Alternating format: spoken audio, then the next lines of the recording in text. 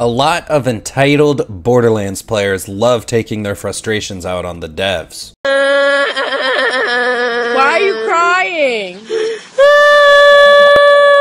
But I often say in a lot of my videos, don't actually blame the devs. There are a lot of good developers at Gearbox who want to make a better Borderlands game. Yet, there can be constant harassment of these developers, which is honestly just upsetting to think about, you know? Someone put all their effort, time they could into making something for players to enjoy, yet they get all the blame when there's a feature that some players may not like. And it's honestly despicable behavior from the Borderlands community. Now to show you guys what I'm talking about, I'm going to be showing you guys a private message from one of the developers at Gearbox.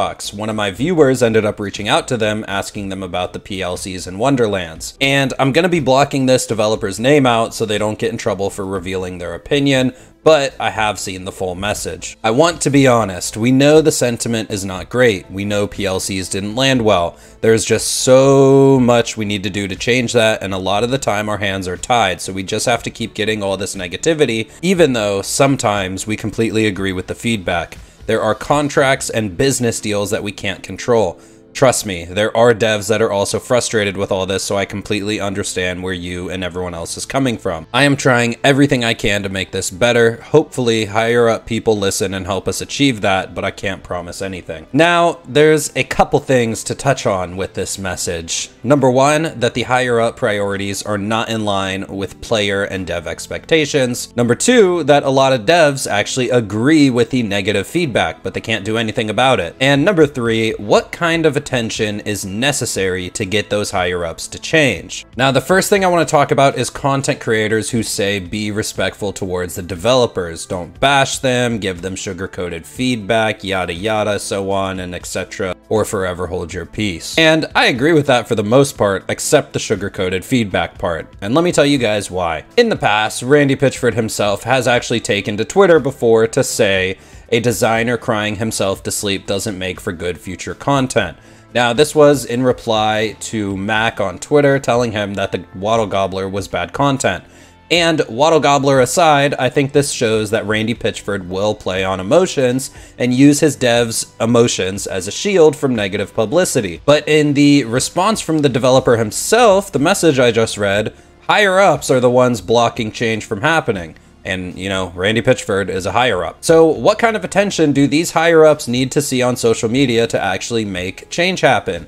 They need to see it impact their wallets. You guys must understand that most higher ups in a company are there because they've invested into the company.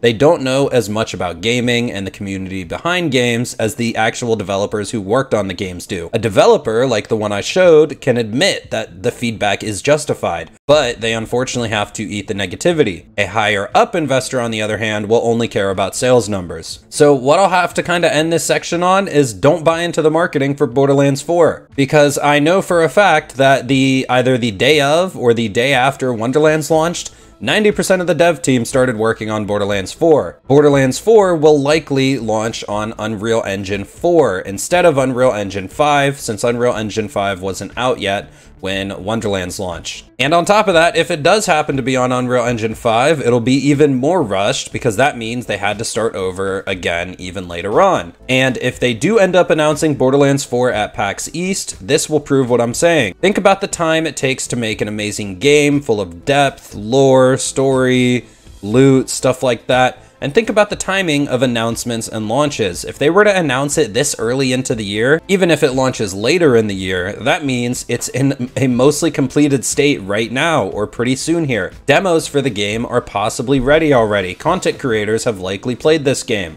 Are they going to show us some gameplay at PAX East if they announce it there? And I guess we'll just have to wait and see it if it does get announced at PAX East to kind of hone in on this point. Now, another thing we got to talk about is what kind of attention is necessary to see real change within the game. And the answer to that is public negative media. I've been posting a lot of videos being extremely critical towards Borderlands and Gearbox, even posting a video called Respect is Destroying Borderlands. And I was met with lots of comments saying, no, I'm wrong.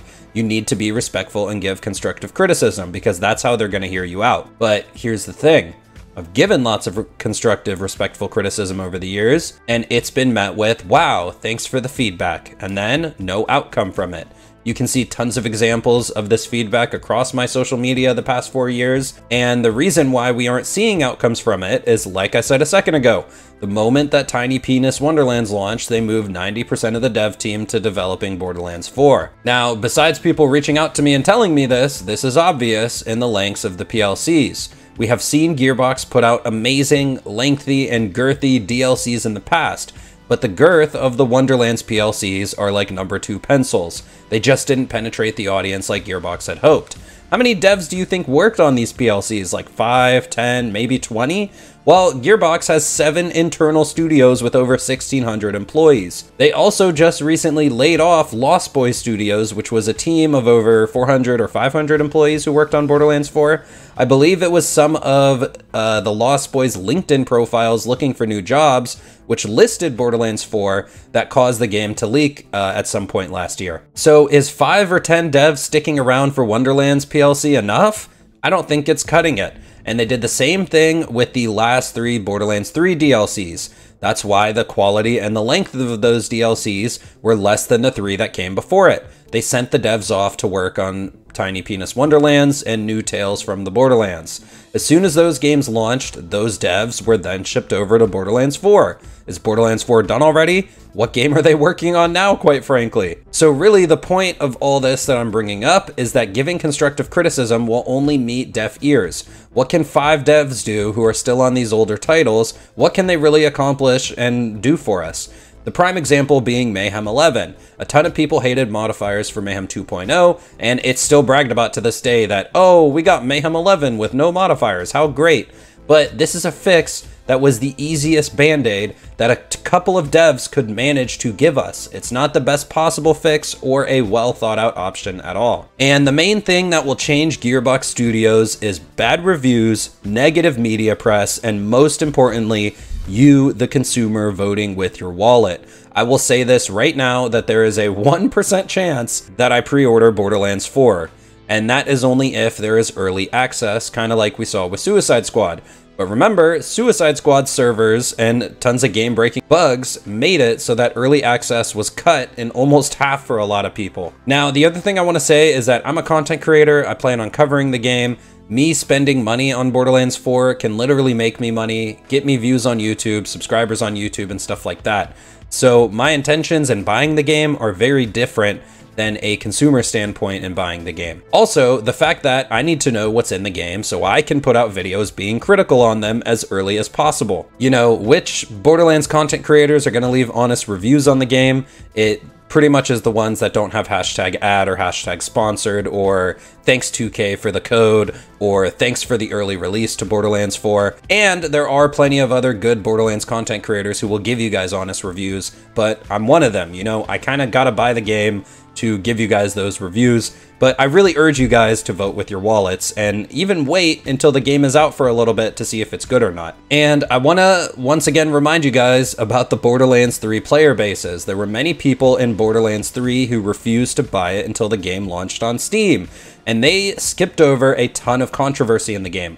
A ton of players who bought the game at launch had to live through the nerf apocalypse, the launch of Mayhem 4 and the Malawan takedown, and then we got a buff apocalypse, which took us right into Mayhem 2.0, another bombshell that upset the player base. There were no raid bosses at launch, no takedowns at launch, no real endgame content for a while, and meanwhile, all the players who refused to buy the game on Epic and waited till Steam launch didn't go through nearly as much of that stuff, because the game had cooked a lot longer. And if a player who has never played BL3 bought it today, they'd have a lot more fun with the game now that the content cycle is done and they're pretty much done messing with it. So pretty much Borderlands 4 is very likely to have an insanely rocky launch and not have a lot of content in it until the content cycle is over, given that almost every other Gearbox game has gone down the same path. Would you really be missing out on that much if you waited 6 months or a year and probably got the game on sale, because they do a sale every Black Friday? By the time the game launched on Steam, I'm pretty sure you could get it for like 30 bucks, which is half price. And by the way, if you don't think Borderlands 4 is going to cost $70 or $80 at launch, you know, just wait for that one. So I honestly urge you guys to please vote with your wallets and let the higher ups here, your reported concerns because they only listen through sales numbers. So I hope you guys enjoyed this video. Be sure to drop a like on it and subscribe to the channel for more Borderlands coverage. Follow me over on Twitch and Twitter. All the links will be in the pinned comment down below. I'll see you guys in the next one. I'm out.